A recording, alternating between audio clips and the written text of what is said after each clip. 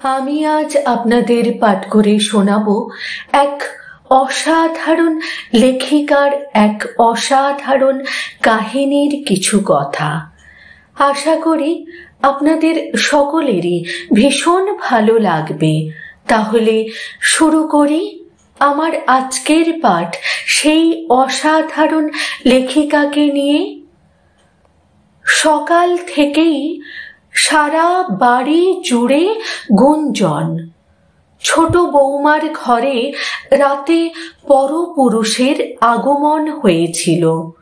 স্বামী বন্ধুর বিয়ে উপলক্ষে অন্যত্র গেছেন, সেই সুযোগে এই দুষ্কর্ম। ক্রমে গুঞ্জন শোরগোলে পরিণত।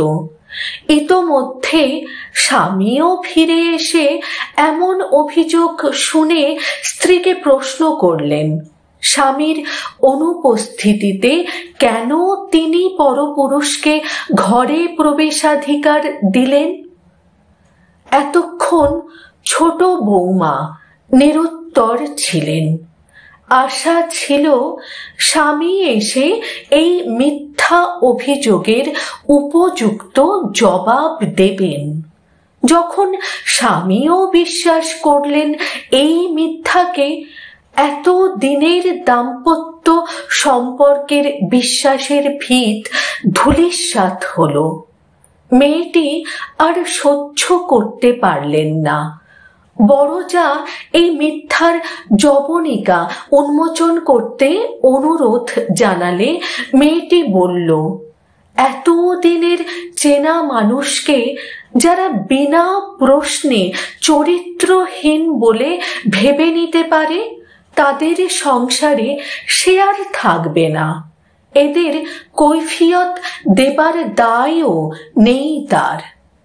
তার বিপ্লবী ভাইকে রাতে কয়েক ঘন্টার জন্য আশ্রয় দেবার সিদ্ধান্তের পরিণামে তাসের ঘরের মতো ভেঙে গেল পারিবারিক ও ব্যক্তি সম্পর্ক।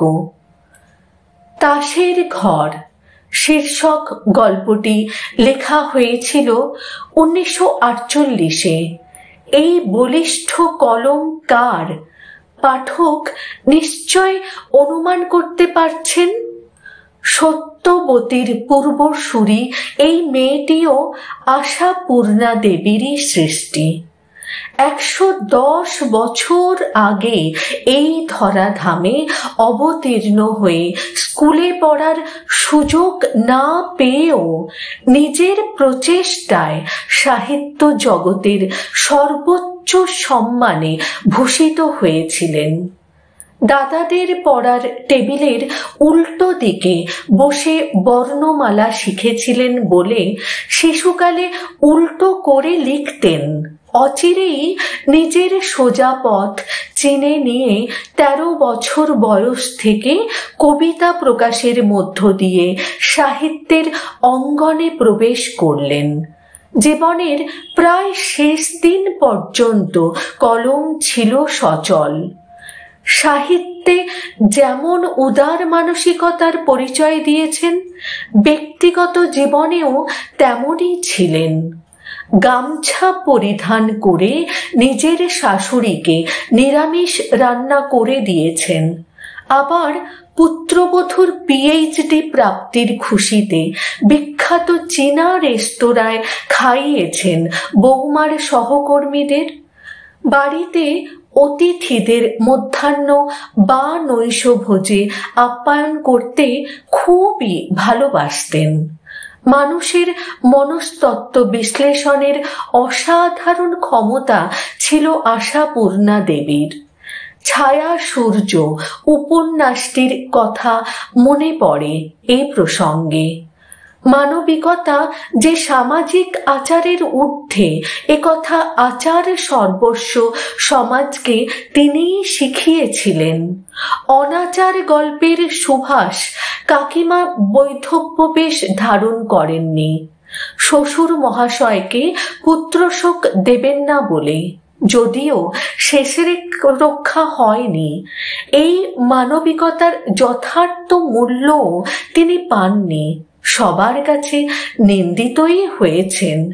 আশাপূর্ণা দেবীর কথা যতই বলি আরও বলতে মন চায়। লেখায় ডক্টর পারমিতা বন্দ্যোপাধ্যায়, সহযোগী অধ্যাপক, যোগমায়া দেবী কলেজ, তথ্যসূত্র, আনন্দবাজার পত্রিকা। এক যে ছিল নেতা। অসংখ্য ধন্যবাদ জানাই যিনি এই লেখনী সোশ্যাল মিডিয়ায় পোস্ট করেছেন, তাকে আমার তরফ থেকে এবং আমার পরিবারের সকল সদস্যদের তরফ থেকে অসংখ্য ধন্যবাদ।